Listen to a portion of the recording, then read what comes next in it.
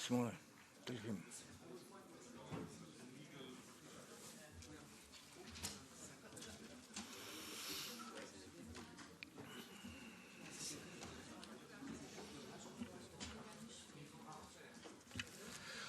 So we are moving to the last part of this session, the closing part. And for this, we first would like to give the floor to our president, and then we will also hear from Juan Fernando López Aguilar. But first, our president will say some closing remarks. Thank you. Thank you, Simone. Ladies and gentlemen, again, I believe that it was a really interesting conference and very important for our profession. Going back to the debates, we have had 3 engaging panel sessions, and I wish to thank the moderators, the panelists, and you, the participants, for making the panel so engaging, really. I would like to mention some of the main points raised during our discussions today. First, really first for us, the importance of the future Convention of the Council of Europe on the protection of the profession of lawyers. Mr. Viras referred to that, and Mrs. Burit said that we can wait, that it will be adopted by the end of the next year. Second, education and training, more important than ever, as the dear Reinders underlined, Mr. Berndt too. Training towards 2 directions, EU law, of course, but on new tools in the digital era as well. The idea of this annual dialogue on the national recommendation of the rule of law report with the civil society, including lawyers and bars, and the governments sitting together, as Mr. Reinders suggested. Very interesting new idea. The need to work more to improve the efficiency of the justice system, of course, but without forgetting quality, especially the digital era, as Mr. O'Flaherty explained and Mr. Berndt underlined. The need for common reflection on our legal framework on new technologies and the need for continuous review. The need of technical standards. The new legal and deontological challenges and threats new technology brings, especially for the legal professional privilege, as Thierry Wickers presented. The need for excellence and for investments, as Mrs. Burit highlighted.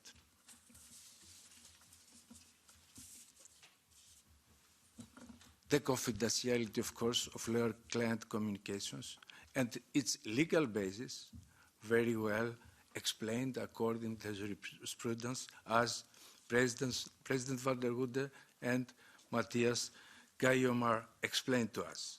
Again, the question for more protection in the digital world era. And in addition, this very interesting new idea, the opposite raised by President, the need for protection of the confidentiality between courts and lawyers' communication. And finally, the new threats for the legal protection the legal professional privilege in the digital era. The new threats, digitalization, offers, as Margareta von Galen mentioned, the need for new tools and, of course, the key importance role of our profession in achieving the necessary balance, or even above the balance, as she said. The CCBE will remain committed to upholding the core values of the legal profession, fostering justice and promoting the rule of law within the European Union. By doing so, we will ensure that our legal systems remain resilient, just, and responsive to the challenges of our time. As I said in my opening speech, by working together, we can build a Europe committed to justice and the rule of law. In closing, I wish to extend my sincere thanks once again to our esteemed speakers, moderators, and organizers for their contributions in making this conference a success. I also wish to thank the Parliament, the House of European Democracy, for all its support, the translators as well. Ladies and gentlemen, your participation is greatly appreciated, and I look forward to repeating this event again so that we achieve continued collaboration and progress in this key topic. Keep this dialogue between us alive, as Mr. O'Flaherty said. Thank you. Thank you, President. And I am now delighted to yield the floor to Juan López Aguilar, the current chair of the European Parliament's LIBE Committee. And in his role, he is overseeing currently critical issues related to civil liberties, justice and home affairs, and influencing thereby also directly the direction of policies and legislation at the European level. And there is considerable development in this regard, so we realize the heavy load you have been carrying for a long time already. In your career, your steadfast commitment to the principles of democracy and the rule of law have made you an important person and still an influential person in shaping the future of Europe. So please, we are very honored to give you the floor to close this conference. Thank you so much, and good afternoon to you all, ladies and gentlemen, distinguished lawyers, legal professionals. Thank you so much for your words, President Panagiotis Perakis, if I'm pronouncing it correct, and Simone Cuomo, Secretary General. The European Parliament is honored to have you, and I am honored to greet you and to address you this afternoon for good reason. Yes, I have the honor to chair for some years now the Committee of Liberty, Justice and Home Affairs of the European Parliament. You know that the European Parliament grew up to be a lawmaking body. Actually, it's the only supranational directly elected by universal suffrage of nothing less than 450 million European citizens. Lawmaking parliament in the world. The only supranational directly elected lawmaking parliament in the world. And it's good that we grab every chance to highlight it, because it's a real landmark, step forward, achievement of the European experience to bring up a parliament which is a lawmaking body, and the committee I chair is the #1 lawmaking committee in the House. Yes, there are 21 committees, some of them extremely attractive from the political point of view, intense, hot, but when it comes to lawmaking, the LIBE committee is #1 by far, because it deals with a wide array of issues encompassing from fundamental rights and liberties, that is unfolding the potential of the European Charter of Fundamental Rights, which came into force along with the Treaty of Lisbon, the very same day, December the 9th, 2009. It's been in force 14 years now, and goes all the way to security matters, including criminal law in the making, procedural rights, procedural guarantees, judicial cooperation, migration and asylum, Schengen governance, free movement, which is also a fundamental right in itself, enshrined in the Charter of Fundamental Rights of the European Union. So we've been, for all of these years, making laws not only of your interest, laws which are essential for your legal professions, and laws which care about your added value to the value chain of adopting laws and making them actual, effective, binding rules for the everyday life and enrichment of 450 million European citizens, and in many ways for all of the foreigners which live among us. Although they might not be European citizens, they have their rights under EU law, for sure. Equal rights when it comes to the Charter of Fundamental Rights, insofar as they are under EU law. So the point is that in every step that we have made, we always have in mind that it takes a lot of added value from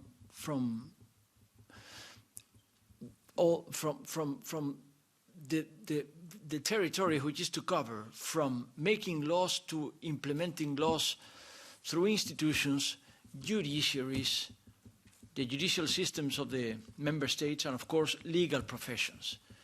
So that we share the raising awareness about the importance of rights, which are only rights when they are properly protected and guaranteed, from legal aid and counsel and defense to judicial redress before the judicial systems of the member states, all the way to the European Court of Justice and the European Court of Human Rights, which is a circumventing circle of the European Union in itself. So I'm only happy that you've had these so interesting panels, and that you have had a chance to make it here in the premises of the European Parliament, to exchange views about the complexities, about the challenge, about the difficulties of this dialogue between legal systems of the member states, which have not ceased to be. They are still there, they are still standing, but all of them under the primacy and direct effect of EU law, which is the rule of the game here. This binding, encompassing legal umbrella, which has been put in place for 70 years now by the European experience of supranational integration. So in the Committee of Liberty, Justice and Home Affairs, we have taken seriously this complexity of the game we play here when it comes to rights, fundamental rights and liberties. For one thing, we have devoted a substantial amount of time to adopt legislation unfolding the rights which are enshrined in the Charter. Just an example, the data protection package, which sets the highest data protection standard in the world, for sure. That's the European one.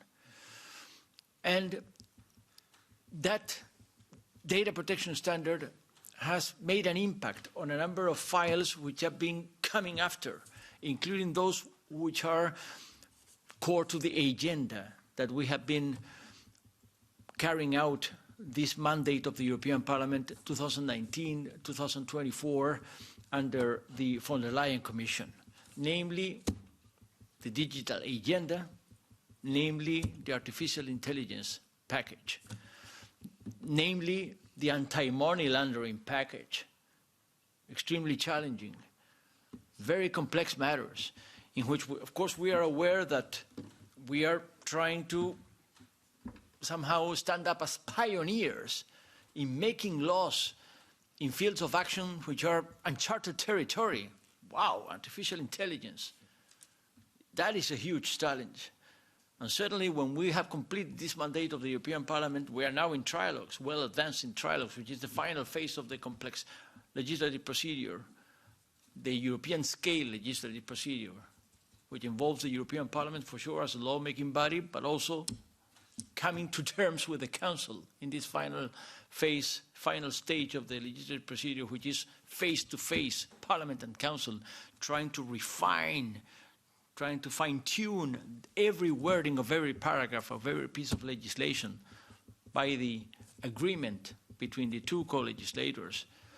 And we are well aware that when we put in place the anti-money laundering new legislation or the artificial intelligence legislation, yes, that might be somehow obsolete by then, because it is evolving so fast, so abruptly, that it takes a lot of rethinking every mandate of the European Parliament. But as I said, we don't have a chance to really make an impact and make a difference without you, legal professions, without lawyers, without counsels, without legal aids, without experts, without specialists in caring about the rights of people and representing the rights of people before the judicial system.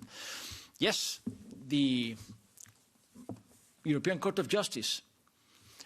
Article 19 of the treaty is the ultimate guarantor of the primacy and direct effect, but not the only one. The judiciaries of every member state have a responsibility also in ensuring, in making sure the binding nature of EU law on a day-to-day basis. And that takes a lot of sharing, spreading the news, sharing the culture, sharing the legal culture, and sharing the legal knowledge of the relevance of the European scale of protecting rights and liberties of the citizens. But besides this artificial agenda, artificial intelligence agenda and digital agenda related to the highest standard of data protection that we put in place many years ago, well, actually 14 years ago, it was adopted in some 10 years ago and then entered into force in 2018, finally. The point is that we have also been caring about procedural rights. We put in place the procedural rights package, European scale right to interpretation, right to be informed about the accusation against you, the charge against you, presumption of innocence, legal aid, lots of illegal aid, including, of course, when it comes to foreigners under EU law. And that makes a link with the Migration and Asylum Pact.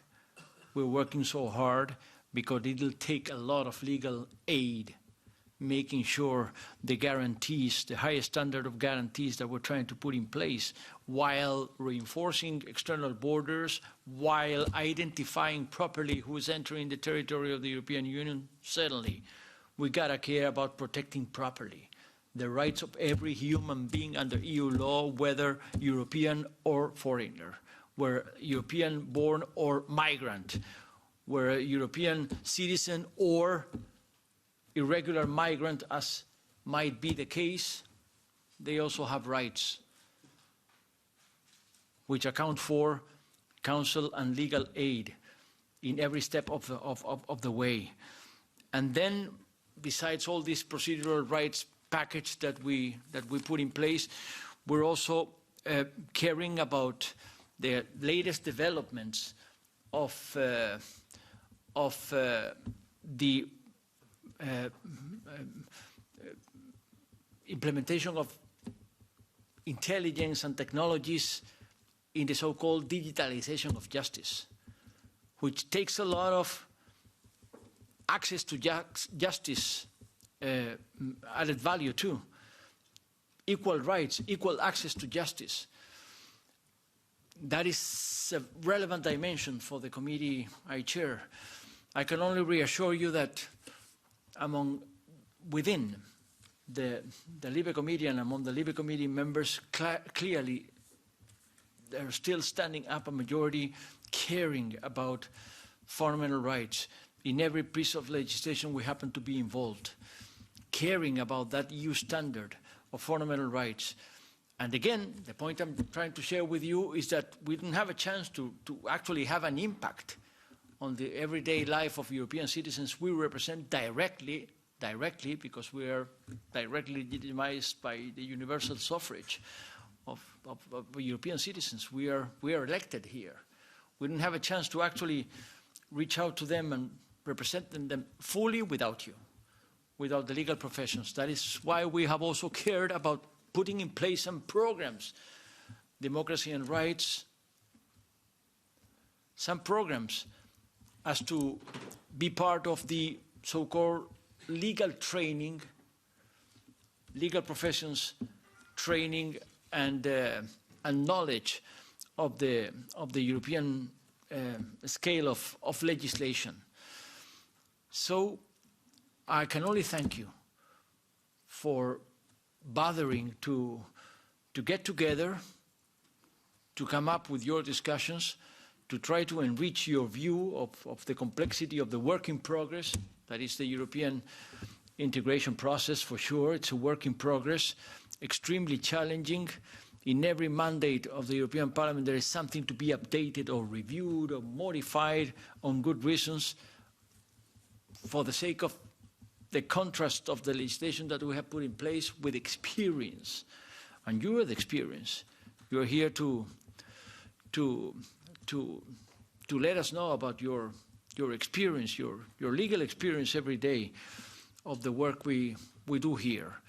So I can only thank you. I can only wish you well and appreciate, I insist, this communication between lawyers coming from the variety and the diversity of the legal systems of the member states, put together with a common denominator, with a common link, which is precisely the relevance of EU law.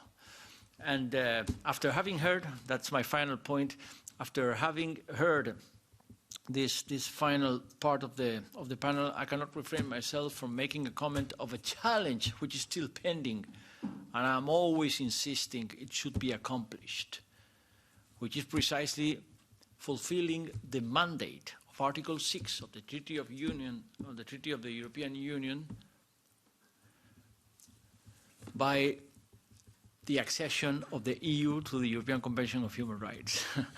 It's an extremely complex matter, for sure. I am well familiar because I have a legal training. Actually, I'm a professor of law, and I know only too well about the opinion delivered by the European Court of Justice in 2013, which made it impossible that we accomplished that goal in 2013, nothing less than 10 years now. But we're still working on it to overcome the legal considerations that were put in writing by the European Court of Justice, objecting in a number of fields, not only in the most delicate matters of subject to jurisdiction, external or defense or security policy, but also as to the representation of the European Union itself in the Council of Ministers and the so-called amicus curiae, and many technical difficulties that have been discussed for all too long. I follow the track, and I can only hope that finally we will make it to refine this dialogue, which is already ongoing for years now, this dialogue between the European Court of Justice and the European Court of Human Rights. This so-called interjudicial dialogue, which speaks for an interlegal dialogue, a dialogue between legal orders.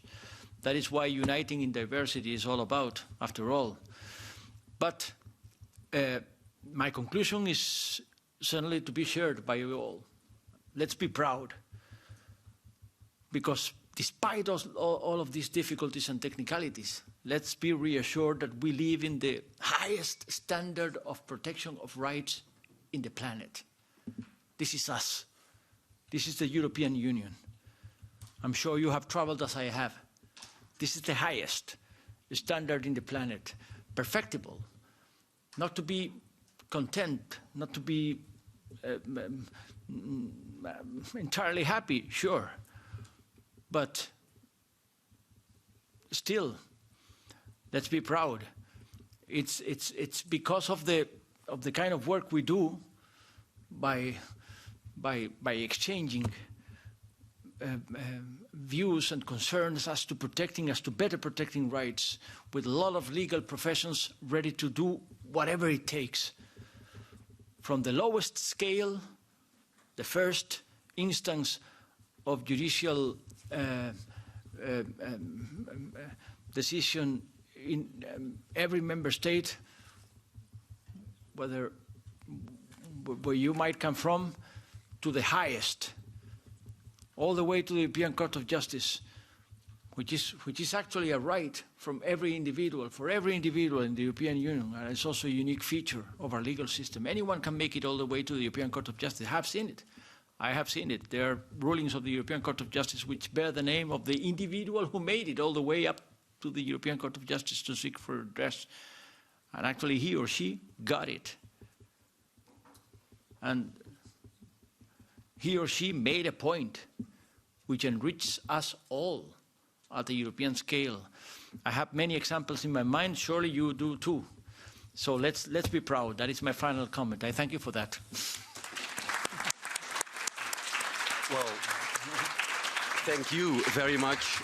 Thank you for your commitment to civil liberties, to your commitment to justice and European cooperation. I think this event has been a testament of the power of dialogue and cooperation. It is clear that when we come together, we can address the many challenges justice is facing more effectively. We might not resolve all issues, but we certainly can be more effective than staying in our own bubbles. So many thanks. An event is nothing without participants, so many thanks for you and for your engaging in the dialogue. We will certainly want to learn from this event, and we probably will come back next year with a second edition. So just to already warn you about this. But most importantly now, I would like to thank two people who have been extremely important for making this event possible. And first of all, that is Peter McNamee, our head of public affairs. I mean, he has been instrumental in bringing all the speakers, all of us together. So a big thank you to you, and also Oriane van der Linden,